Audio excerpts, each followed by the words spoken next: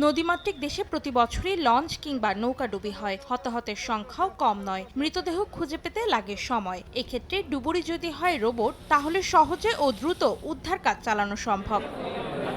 Octopus ও tuna নামে এমন ডুবুরি robot নিয়ে বিনিয়োগ সম্মেলনে এসেছেন কয়েকজন তরুণ উদ্ভাবক। দূর থেকে রোবটগুলো রিমোটের সাহায্যে নিয়ন্ত্রণ করে পানির নিচ থেকে যে কোনো বস্তু খুঁজে পেতে সক্ষম। যেখানে একটা হিউম্যান ডাইভার বা একটা সাধারণ মানুষ দেখা পসিবল হচ্ছে না, সেখানে আমার রোবটগুলো ওই পার্টিকুলার একটা ডেপথে গিয়ে সে ডিফারেন্ট সেন্সর ফিউশন করে ওই এনভায়রনমেন্টের কোনো একটা দুর্ঘটনা ঘটছে, সাপোজ একটা লঞ্চ ডুবে হচ্ছে, কোথায় লঞ্চ ডুবে হচ্ছে, কোনো একটা মানুষ যে ডুবে আছে, আমরা ওই লোকেশনগুলো আইডেন্টিফাই করে দিতে পারছি। বিনিয়োগ সম্মেলনের প্রথম দিনে স্টার্টআপ প্রদর্শনীর আরেক আকর্ষণ ছিল ইলেকট্রিক গাড়ি পালকি। বাংলাদেশে তৈরি প্রথম এই যান্ত্রিক গাড়িতে থাকছে নানা ধরনের উন্নত ফিচার। তবে আরও উন্নত করার পরামর্শ এসেছে বিনিয়োগকারীদের থেকে।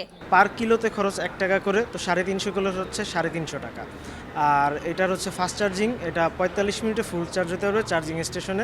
আর হাউস হোল্ডে হচ্ছে 1 ঘন্টা থেকে 1.5 ঘন্টা। বিদেশি গাড়ির থেকে যদি আমরা বাংলাদেশি গাড়িতে আমরা যদি চলে আসি, এবং সেক্ষেত্রে দেখা গেলো এটা আরও, যেহেতু তাদের একটা ইনোভেটিভ আইডিয়া এবং চলে আসছে, আমার মনে হয় যে এটা ইন ফিউচারে আমরাই যদি হেল্প করি, এটা আরও এটাকে ইমপ্রুভ করতে পারবে। উদ্ভাবকরা আশাবাদী 4 দিনের এই সম্মেলনে তাদের স্টার্টআপগুলো বিকশিত করার জন্য প্রয়োজনীয় তহবিলের সংস্থান হবে। অনেকেই আমাদেরকে অনেক কমিট করছেন যে তারা পরবর্তীতে আমাদের সাথে বসবেন।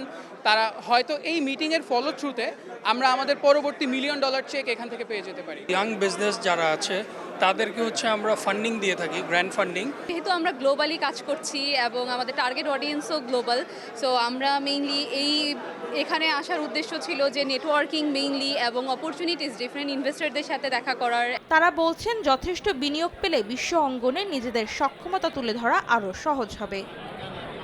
অন্তরা সেন, সময় সংবাদ, ঢাকা।